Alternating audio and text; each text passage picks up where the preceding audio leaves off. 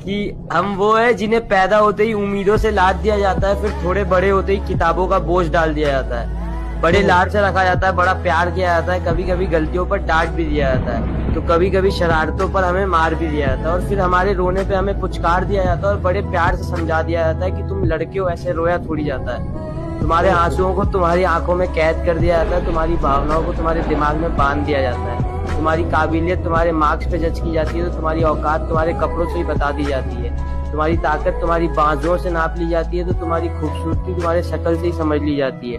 तुम्हारी नाकामयाबी पर तुम पर हंसा जाता है, तो तुम्हारी सफलता पर किस्मत का टैग लगा दिया जाता है, तुम्हारे प्यार को कितना इजीली चुतियापा कह दिया जाता है, तो तुम्हारी की गई चीजों को पागलपन समझ लिया जाता है, तुम्हारे दिल टूटने पर हाथ में मदिरा थमा दिया जाता है, तो तुम्हारे अधूरे प्यार को कटवा लिया का टैग दे दिया जाता है, तुम्हारे फीलिंग्स का गला घोट दिया जाता है, तुम्हारे इमोशंस को फांसी पर चढ़ा दिया जाता है, और बड़ी सरलता के साथ कह दिया जाता है कि तुम लड़के